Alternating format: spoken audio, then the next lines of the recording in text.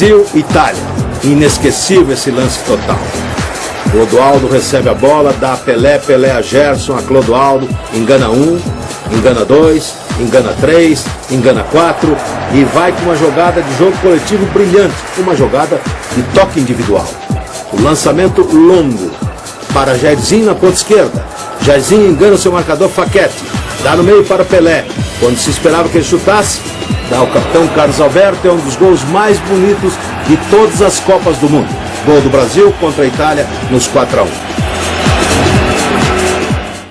Entra Carlos Alberto, faz o domínio, envia para Gerson, Gerson abre o jogo para Piazza, Piazza recolhendo, chama Ribeirinho, deu-lhe a bola, Ribeirinho vai conduzindo a equipe do Brasil, esgotado o tempo regulamentar da primeira etapa, balão de Pelé, Pelé descendo para Everaldo, Everaldo para Codô, Dali para Tostão, agora Tostão cruzou para o gol, para Codô, bateu gol!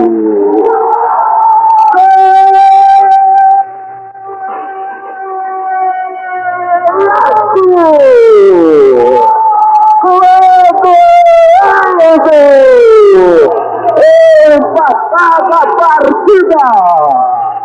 Clodoaldo! Ao final, torcedor do Brasil! Serenidade! Tranquilidade! Capacidade não falta! Consciência não falta! Cavalito não falta!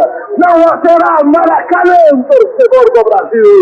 Aqui é uma outra história, uma outra geração, um outro povo! Mas é com muita alegria, com muita satisfação que a gente conversa com um dos sergipanos que teve destaque a nível de Brasil no futebol, né? Que é a questão do Clodoaldo. Tivemos dois, Clodoaldo e Nunes. Nunes mais recente, né? Mas na Copa de 70 que eu assisti, a Copa de 70, a conquista do tricampeonato, estava lá o sergipano de Aracaju, Clodoaldo. Jogador Clodoaldo, bom dia. Bom dia, Gustavo. Prazer, uma honra muito grande. É muito bom falar com a minha terra natal, mandar um abraço aí a todos, agradecer as suas palavras. É sempre palavras de incentivo. Nesse momento que vivemos de muita angústia, né? Porque esse coronavírus veio trazer muita tristeza e angústia à nossa população. Então, nós temos que lutar, unirmos, acho que a palavra certa é unir todos em busca de um resultado breve aí, né, que a gente espera que logo possamos ter uma vacina, quem sabe, ou um remédio eficaz que possa combater esse maldito vírus. Mas agradeço aí as palavras, dizer que é uma honra muito grande, mandar um beijo grande à minha linda Aracaju, e a minha terra natal, Itabaiana, né, faz tempo que eu não vou em Itabaiana. E um abraço já de cara também a todos os meus familiares, que hoje eu tenho muitos sobrinhos, tias, infelizmente as minhas duas irmãs que viviam aí em Aracaju faleceram ano passado, mas ainda tenho muita família, minhas sobrinhas, meus tios. É uma honra muito grande, viu, Luiz Carlos, falar com vocês. Igualmente, Clodoaldo. Clodoaldo, eu queria que você falasse um pouco, né, da diferença, né, do que era jogar numa seleção nos anos 70, quando você conquistou inclusive a Copa do Mundo, o tricampeonato, para o futebol hoje, né? Por exemplo, geralmente hoje o jogador de futebol, como o Neymar mesmo, de repente ficam milionários, os garotos surgem das periferias, se destacam e de repente ficam milionários. Mas me parece que essa não era a realidade do seu tempo, não, né? Me fala um pouco dessas diferenças. A diferença é muito grande, Luiz, em termos de tudo, né? Porque o futebol mudou muito. A questão financeira, principalmente, nós na década de 60, 70, não tínhamos os grandes investimentos no futebol como os patrocinadores que temos. E mesmo porque hoje a grande fonte de renda dos clubes vem da televisão. A televisão é a grande pagadora hoje que dá sustento a esses altos salários que se praticam hoje no futebol, a jogadores e a técnicos, né, de futebol. E, além disso, tem uma diferença muito grande, né? Porque, como você falou, a seleção de 70, ela tinha uma qualidade muito grande nos seus jogadores, porque se você imaginar, né, que possa existir novamente uma seleção com ataque, com o Jairzinho, com o Gerson, com o Tostão, com o Pelé e com o Rivelino, e o conterrâneo aqui ali, né, dando suporte, é isso, nós dando suporte no meio de campo. Na lateral direita, o Carlos Alberto Torres, na lateral esquerda, Geraldo, Meia, Zada, Piazza, Brito e Félix no gol. É uma seleção que encantou o mundo, por isso ela foi apontada como a seleção de todos os tempos, para o brasileiro e para o mundo, né? E eu tive a felicidade de fazer, o orgulho, a felicidade de fazer parte dessa grande seleção. E as coisas mudaram muito, né, Luiz? Hoje o futebol ele é um negócio, né? Antigamente era só um futebol, um lazer ao público. Hoje, além do lazer, ele se tornou um negócio. Existem muitos investimentos, muitos interesses, né, dentro do nosso esporte, principalmente no futebol. E está aí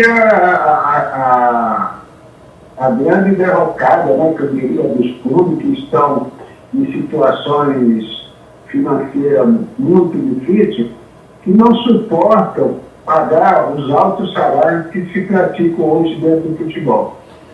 Para você ter ideia, o Santos aqui, agora com esse problema da pandemia, teve que cortar 70% dos seus vencimentos.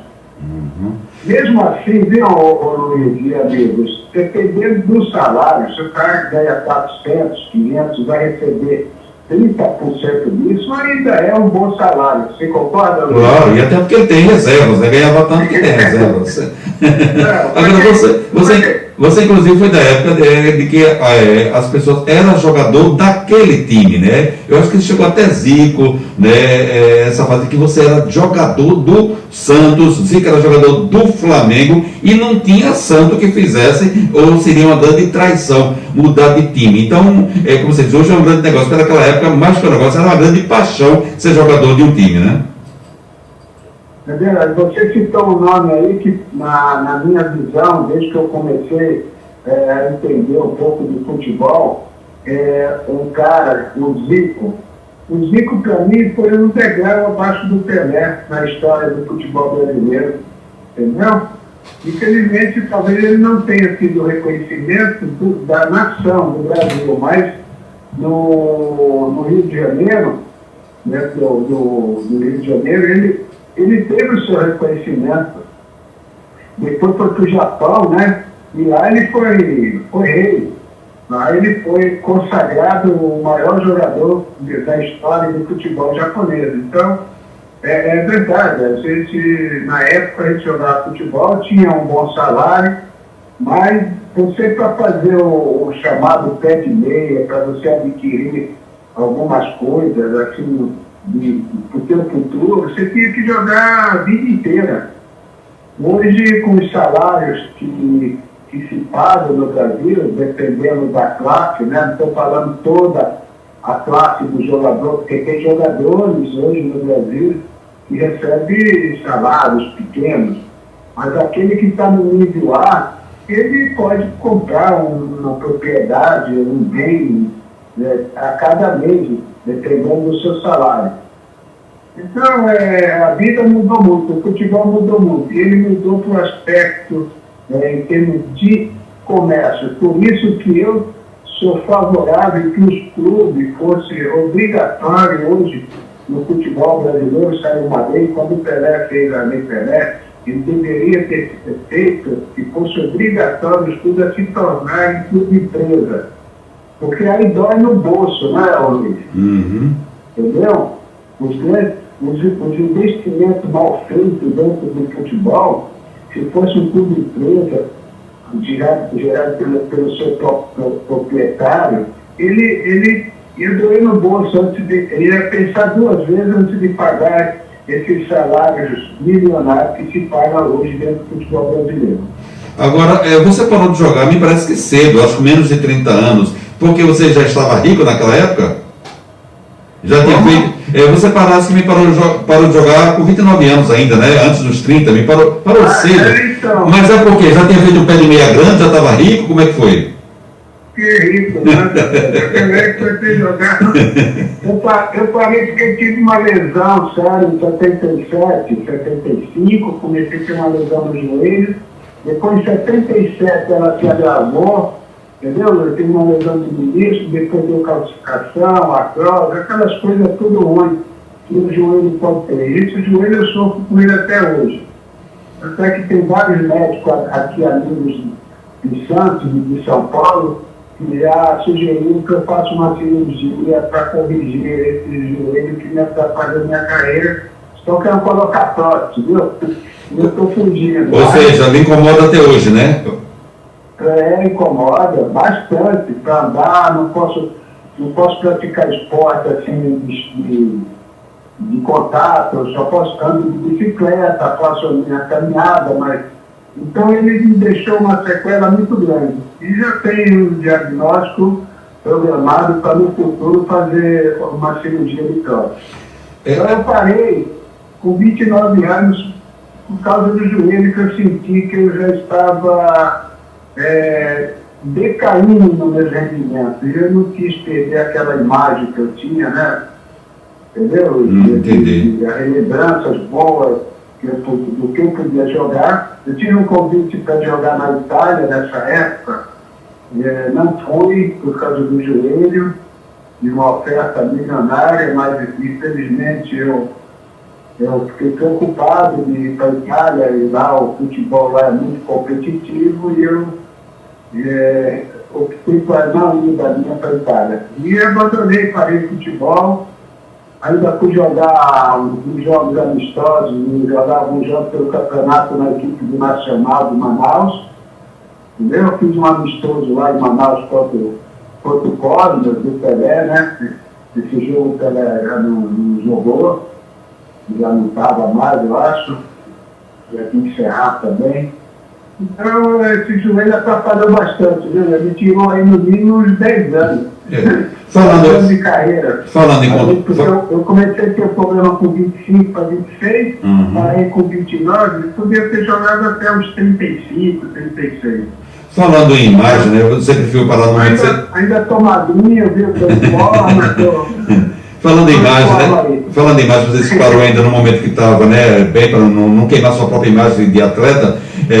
E eu perguntaria, e você chegou a citar Pelé. Pelé me parece estar de cadeira de rodas, inclusive não aceitou o convite para abrir a Olimpíada. Eu acho que não queria mostrar aquela imagem dele numa cadeira de rodas. Foi também resultado de contusões, essa questão de Pelé, Clodoaldo?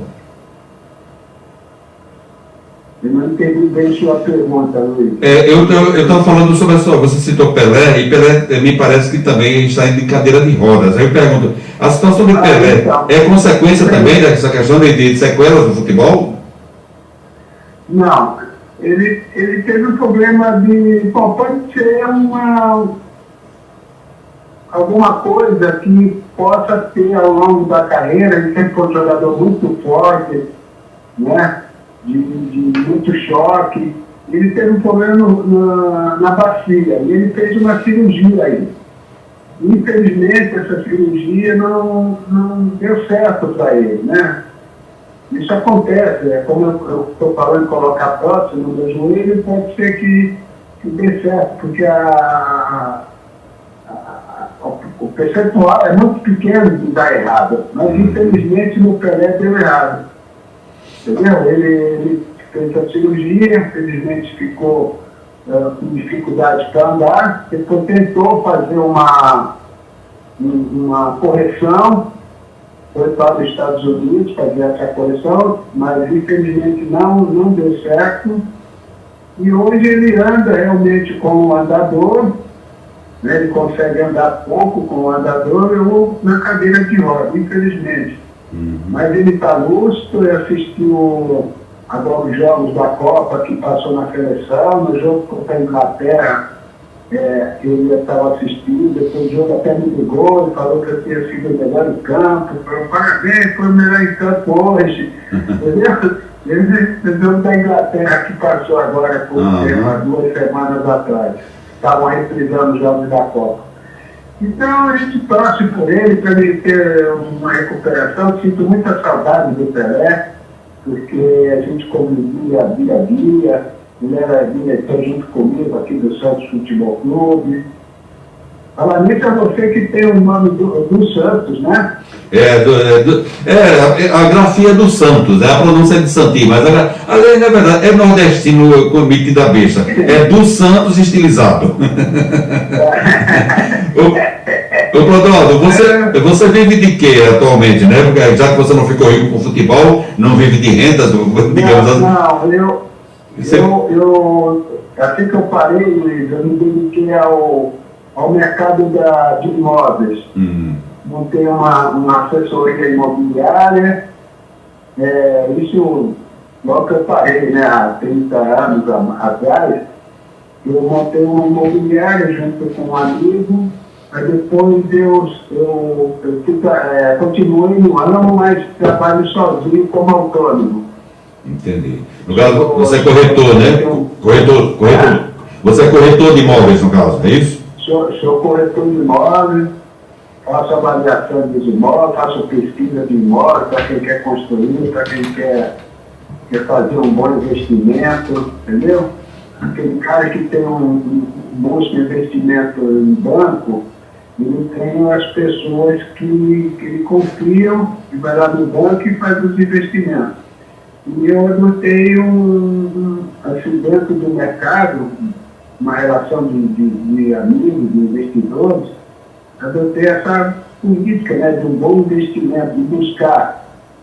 Então você apresenta o imóvel para o cliente, às vezes ele nem quer comprar, mas você convence o cliente que ele vai fazer um investimento que vai render mais do que qualquer aplicação hoje no mercado. Você tem que levar ao cliente. Não é o cliente que está precisando comprar um imóvel, entendeu, Luiz? Entendi. Porque se você ficar esperando o cliente que está precisando comprar seu imóvel, você demora para vender. Eu adotei uma política diferente no mercado. Entendi. Agora, Clodoaldo, alguns ouvintes querem me cumprimentar, o Pezão mesmo aqui, Pezão já foi jogador de futebol também, ele diz, Clodoaldo, você é 10, me orgulho muito de ser sergipano por ter jogado o jogador da seleção brasileira campeão do mundo. É um elogio, o elogio do Pezão por você ser o sergipano que conquistou, né, o campeonato brasileiro, um elogio dele. O Josué, que é o presidente da Federação Sergipana de Futsal, ele disse que naquela época praticamente todos os atletas da seleção brasileira atuavam dentro do Brasil. É isso mesmo? Sim. Um abraço aí para ele. Quem é Josué?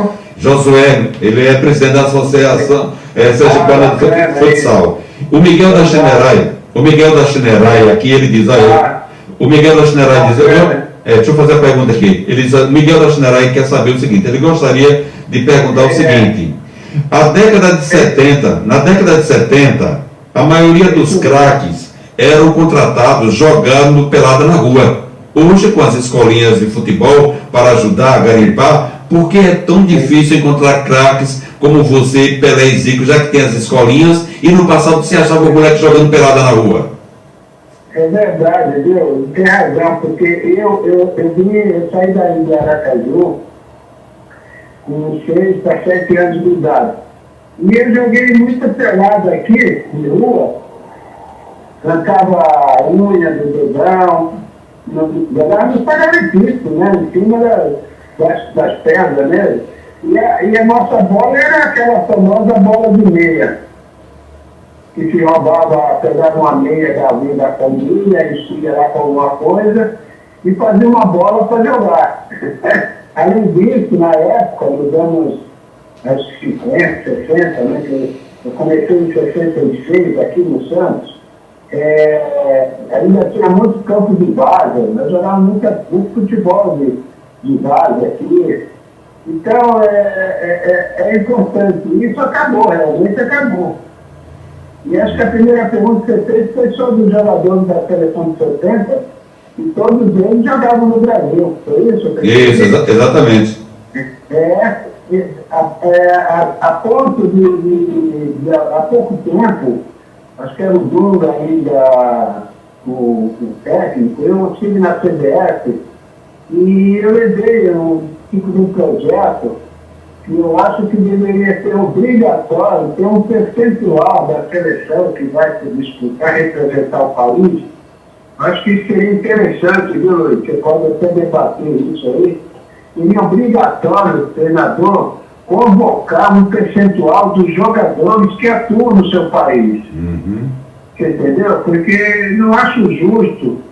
Lógico que os jogadores que estão na Europa são todos jogadores consagrados, mas o jogador que se destaca no futebol brasileiro, ele também sonha em defender a seleção brasileira, não é verdade? Claro que sim.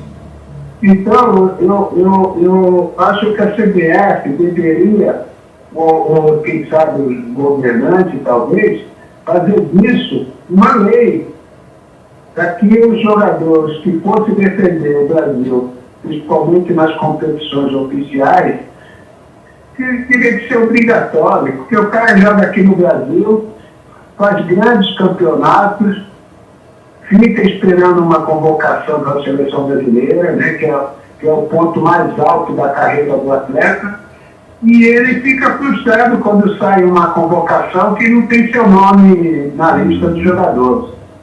Então isso deveria ser obrigatório.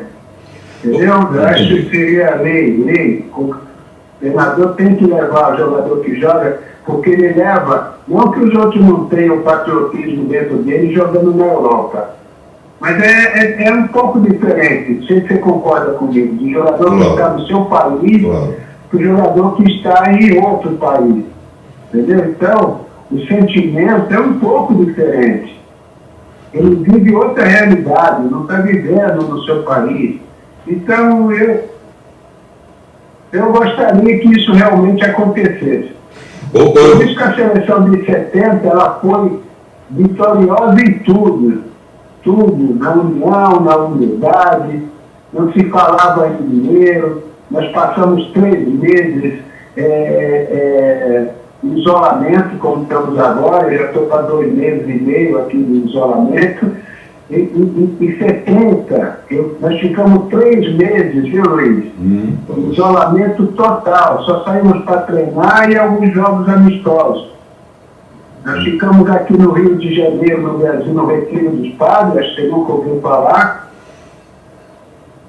Não. Você ouviu falar? Não. Retiro dos Padres era um convento que eles transformaram em hotel para a seleção ficar hospedada lá.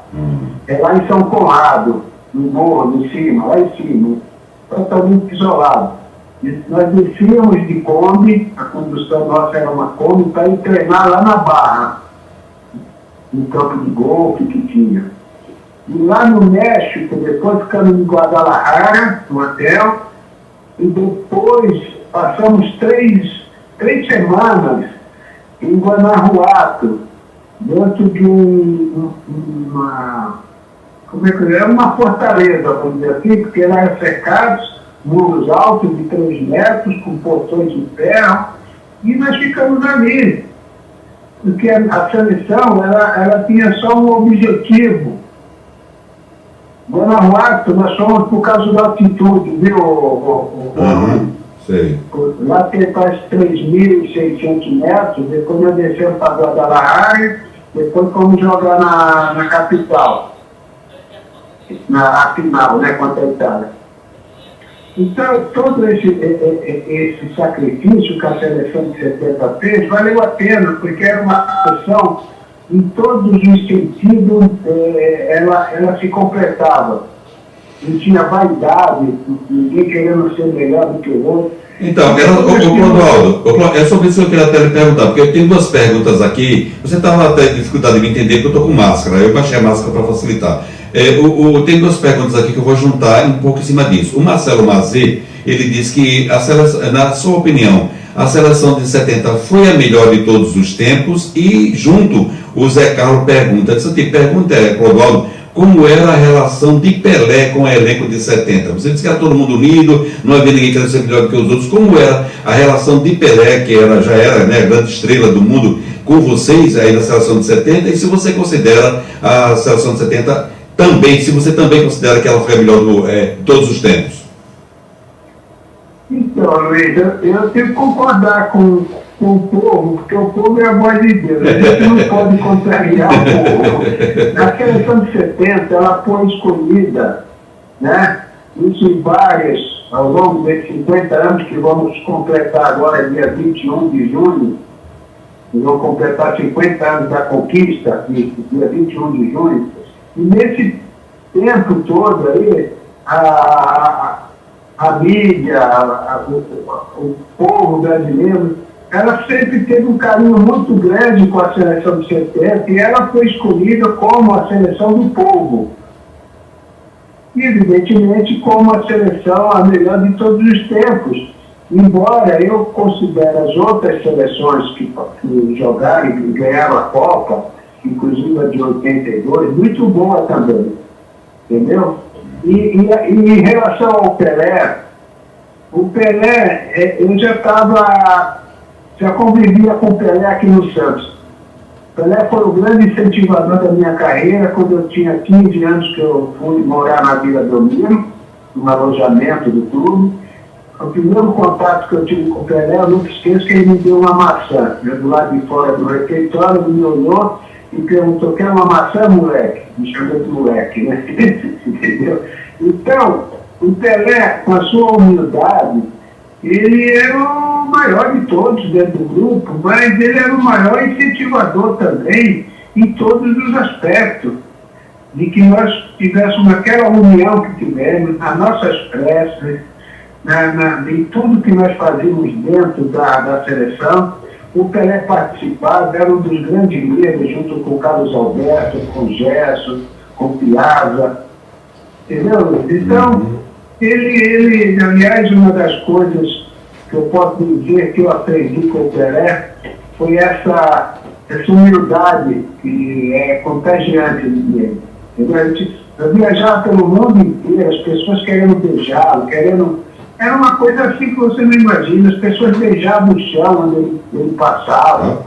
E ele tinha uma paciência, a gente cansado, todo mundo querendo ir para o hotel, ele mandava a gente esperar para ele poder tirar uma foto, para ele dar um autógrafo. Então, sabe, ele merece tudo, só não merece isso que está acontecendo, né? Porque uma pena ele não está com a sua saúde perfeita, no auge dos seus 79 anos de idade.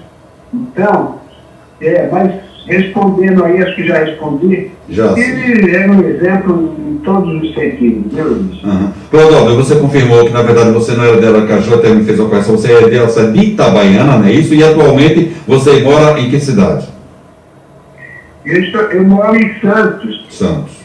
Eu moro na cidade de Santos, aqui litoral paulista, né? Fica a 70 quilômetros da capital de São Paulo. E eu vi aqui, quando eu vim morar na Praia Grande, na realidade. Depois eu vim para Santos com a minha irmã e moro aqui até hoje, viu? Mas tenho saudade da minha Aracaju. Santos lembra um pouco Aracaju, embora a cidade de Santos, a orla da praia, são feitos de prédios com 20, 30, 40 andares, né? Aracaju parece que tem uma limitação para se construir prédios aí, né? Só pode na segunda quadra da praia, não sei se ainda existe. Existe sim, o plano diretor existe. Isso, exatamente. Então, mas moro em Santos ainda. Trabalho aqui, fiz família, casei, tenho 2 filhas, uma está morando na Bahia, a outra mora aqui, trabalha na Sabesp, e tem um neto de 23 anos que tentou jogar futebol, mas desistiu, está estudando educação física, vai ser um grande professor, entendeu? E é isso aí. Formei a minha vida aqui, e E continuo aqui na cidade trabalhando bastante, tenho o carinho do povo, tenho, sabe, esse reconhecimento. Estou sempre ligado ao Santos Futebol Clube. Quando tenho a oportunidade, eu vou trabalhar lá, ajudar no departamento de futebol. Já fui vice-presidente do Santos Futebol Clube, já fui diretor de futebol. Então, a minha vida, ela tem uma história muito grande aqui na cidade de Santos também. Você disse que está em isolamento social, né, 60 dias praticamente. E como é que está o povo de Santos, o cidadão de Santos está aderindo a essa questão do isolamento social, está havendo uma certa dificuldade? Como é que o santista está enfrentando a questão do Covid-19? Então, nós estamos, eu acho que obedecendo. Hoje é difícil você dizer, falar que tem uma cidade que esteja cumprindo rigorosamente. Então, tem pessoas que saem por necessidade, né?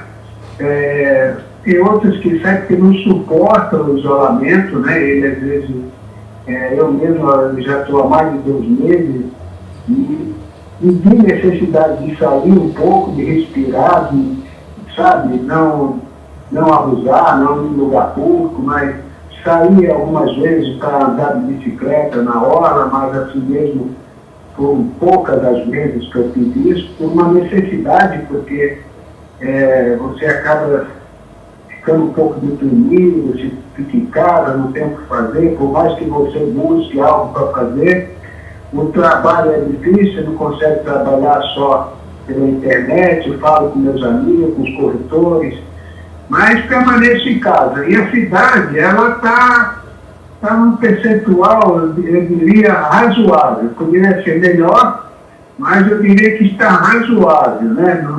Mas eu acho que ainda poderia ser melhor. E tem uma expectativa aí que foi dado isolamento até o final do mês, que quem sabe possa baixar tal curva aí, né? Para que se possa abrir, ter uma flexibilidade aí no comércio, porque muita gente, você sabe, está precisando voltar aos seus trabalhos, não é verdade? É verdade, sim. Clodoaldo, eu queria agradecer a sua atenção, parabenizar pela sua história, dizer que, como estão sendo sergipano, tenho muito orgulho, né? Eu citei no início 2 grandes nomes de futebol destacaram no nosso estado, você e Nunes, que foi do Flamengo, mas você, sem dúvida, foi a grande estrela, porque vem desde da grande Copa do Mundo de 70 com o tricampeonato. Então é muito bom saber que você está trabalhando, está saudável na cidade de Santos, está com sua família, dizer que o nome que você escreveu na história do futebol brasileiro engrandece demais cada sergipano aqui no pequenino estado de Sergipe. E fique à vontade para suas despedidas ou algum conselho que você possa dar para essa garotada que está começando agora. Hoje nós temos aqui o Miguel Rochenerai, que tem escolinha de futebol, né, preocupado em projetar garotos, né, nesse mercado. Que conselho você dá hoje, por tudo que você tem vivenciado, para os garotos que querem ser profissionais de futebol? Muito obrigado pela atenção e fica à vontade para suas considerações finais.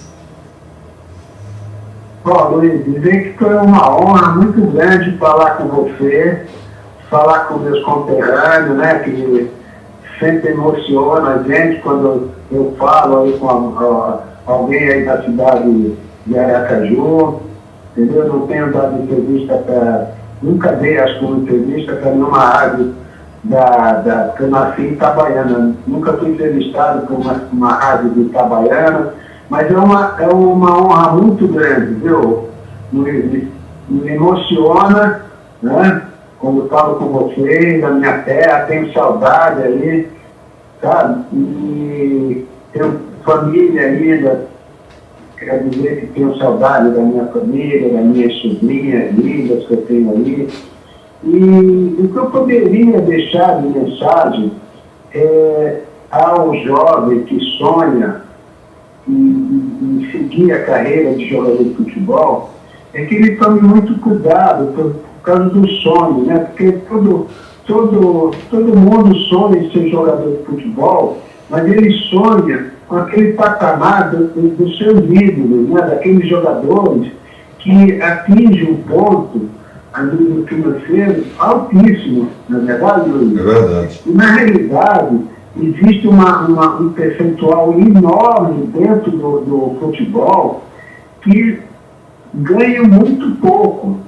E depois da carreira, ele tem que dar continuidade a uma profissão.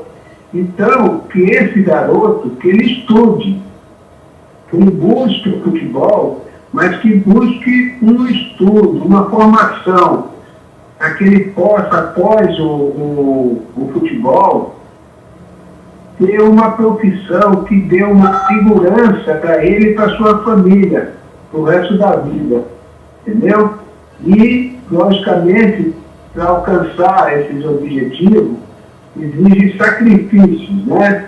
Sacrifícios, pensar que ele quer alcançar o objetivo dele, ele tem que abrir mão de muita coisa, de passeios, de lazeres, de vida noturna, de festas. Então, é essa mensagem que eu posso deixar a esses garotos que sonham em ser um dia jogador de futebol.